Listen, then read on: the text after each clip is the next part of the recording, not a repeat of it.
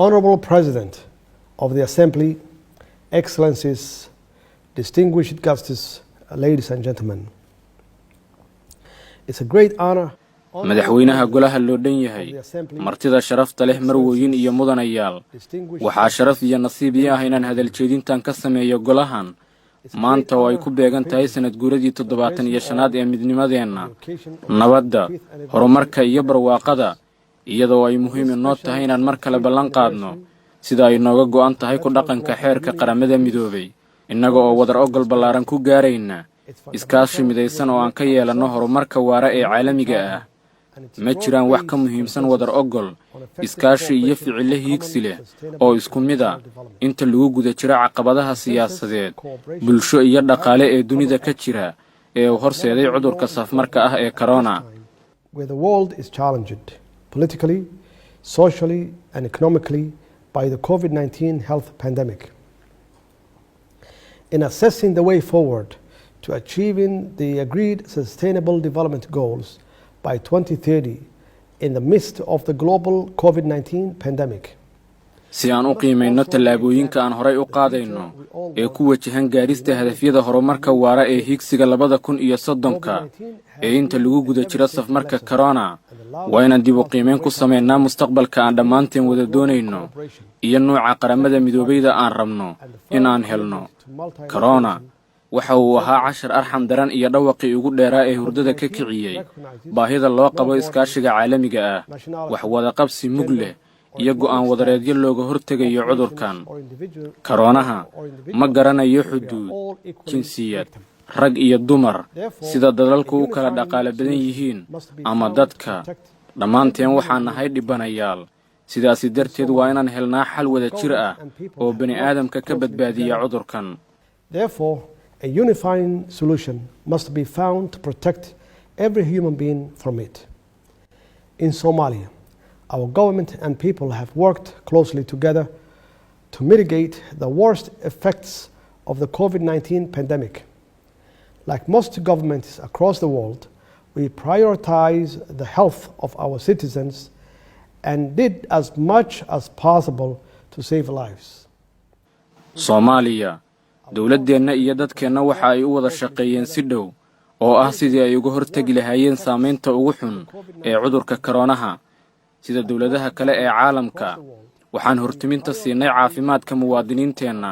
waxaana intii karaankeenna ah badbaadinay nafta dadka annaga oo si joogto ah u bixinayna adeegyo daaweyn ah iyo wacyigelin caafimaad. dawladdeenu waxa ay samaysay wax kasta oo bulshada lagu badbaadinayo dadka uu ku dhacay cudurka corona oo sare u kacay xilligii uu bilowga ahaa ayaa aad hoos ugu dhacay kadib tallaabooyinkii degdega ahaa ee dawladdu qaaday. mar kale waxaan ku celinayaa in jawaabaha guulaystay aysan suurtagal ahaan lahayn iyada oo aysan jirin iskaashi u dhaxeeya dawladdeena shacabkeenna iyo bulshada caalamka. waxaan rabaa inaan bogaadiyo dhammaanba shaqaalaheenna caafimaadka ee geesiyaasha ah kuwaasi oo naftooda halis u geliyey si ay kuwa kale u badbaadiyaan. waxaan aqoonsanahay samirka iyo waxgalnimada ganacsiyada gaarka loo leeyahay kuwaasi oo si dhow la shaqeeya dawladda si dhaqdhaqaaqa dhaqaalaha dalka uu u noqdo mid shaqeeya iyaga oo adeegyo muhiim ah inoo fidiyey dadka Soomaaliyeed xilligii adkaa ee la soo maray. hase yeeshee guulaha aan ka gaarnay dadaaladeenna wada jirka ah ee Soomaaliya macnaheedu ma ahan inaysan waxna soo gaarin sida ka muuqata tirakoobyada rasmiga ah wax ka badan 3,000 oo qof oo Soomaali ah ayuu cudurkan ku dhacay ilaa 100 qofna cudurkan waa ay u dhinteen kuwa kale oo badan oo laga helay xanuunka ayaa wajahay xanuun iyo dhibaatooyin kale oo koronuhu watay kuwaas oo weli u nugul cudurka marka loo eego adeegyada caafimaad ee tabarta badan aan lahayn ee Soomaaliya. And others still remain vulnerable given the weakness of Somalia's overstretched health system and infrastructure. Given the grave health challenges posed to the world, in particular the most vulnerable nations like Somalia, I feel confident that with a greater public health collaboration, information sharing, and equitable distribution of the potential COVID-19 health treatments currently in development, we can permanently reverse the deadly impact of the virus for every human being on the planet. marka laga eego caqabadaha caafimaad ee dunida ka jira gaar ahaanna dalalka nugul sida Soomaaliya oo kale waxaan aaminsanahay in iskaashi ballaaran oo laga yeesho xagga caafimaadka wadaagista xogta iyo qaybinta daawooyinka la heli karo ee koronaha ee hadda soo saarista lagu wado waxaan si kama dambaysa u soo afjari karnaa dhibaatadii bulshada caalamka uu u geystay cudurkan tani ayaa ah sida kaliya ee wadajirka ah ee aan ku xaqiijin karno mustaqbalkeena sidaasi darteedna waa in innaga oo ah qaramada bahoobay aan ka dhabaynaa dadaalkeenna wadajirka ah ee aan kaga hortagayno cudurka corona mudanayaal martida sharafta leh mudanayaal iyo marwooyin guud ahaan dunida dhammaan dhaqaalaha heerarkiisa kala duwan waxaa saameynba aan ku reebay cudurka corona isaga oo aad u ragaadiyey dalalka nugul Soomaaliya sida adduunka qaybihiisa oo kale waxaana soo wajahay dhaqaale xumo ba'an oo xanuun badan shaqo la'aan iyo baahida loo qabo in la maalgeliyo adeegyada aasaasiga ah si dadka looga difaaco saf marka loo dhinto waxaad dhammaantiin la qiri kartaan intani shaqo ballaaran ku tahay dal colaada ka soo kabanaya sida Soomaaliya oo kale balse dawladdeena waxa ay heegan u tahay inay wajahdo caqabad kasta oo horteenna ah qorshaha dhaqaale ee dawladdeena ee xilliga koronaha ayaa mar labaad dadkeena geysay booska koowaad ee xagga muhiimadda iyada oo canshuur dhaaf lagu sameeyay cunooyinka daruuriga ah hadda oo aan filayno in meeshii ugu xumeed la soo gudbay hadda waxaan si taxaddar leh u bilaabaynaa inaan dib u furno dhaqaalaha si dadkeena ay noloshoodii caadiga ahayd dib ugu soo laabtaan hase yeeshee waxaan fahamsanahay caqabadaha waaweyn ee naga hor muuqda si aan u dhisno Soomaaliya si buuxda uga soo kabatay saameynta koronaha innaga oo xoojinayna muhiimadda ay leedahay ka hortagga koronaha iyada oo loo marayo ficil wadajir ah waxaan rabaa in aan qiro taageerada dhaqaale ee beesha caalamka Soomaaliya siisay ee dalkeena gaarsiisay xilligii go'aan qaadashada iyada oo deyn badan ay cafiyeen deyn bixiyaal badan oo dunida ah innaga oo ku sii dhawaanayna in gabi ahaanba deyntana laga dhaafo iyada oo loo marayo dib u habeynta dhaqaale we remain cognizant that Somalia's economic future and the prosperity of its people are closely interlinked with that of the rest of the world. In this regard, the future we want in Somalia is one which promotes greater partnership for international trade, enhancing foreign direct investment in key productive sector which has the potential to feed the world and the development of human capital to create future opportunities for us all. waxaan ka daragsanahay in mustaqbalka dhaqaalaha Soomaaliya iyo horumarka bulshadiisu ay aad ugu xiran yihiin horumarka mustaqbal ee adduunka intiisa kale mustaqbalka aan Soomaaliya la doonayno waa mid dhiirigelinaya iskaashiga caalamiga ah soo jiidanaya maalgelin caalami ah oo toos ah gaar ahaanna qaybaha wax soo saarka halkaas oo ay yeelaan fursado badan oo dunida lagu quudin karo kana qayb qaadan kara horumarka kheyraadka aadamiga ah si loo abuuro fursado dheeraad ah qaramada midoobeyda aan doonayno waa mid loo dhan yahay oo ah madal iskaashi caalami ah oo aan kaliya ahayn meel fikrada la isku weydaarsado balse ah meel ficil loogu rogo afkaaraha koronaha waxa uu dhibaato ku noqday annaga oo dhan haddii ay tahay in la gaaro hiigsiga horumarka waara waa inaan ka soo kabannaa dhibaatooyinka cudurka si wadajir ah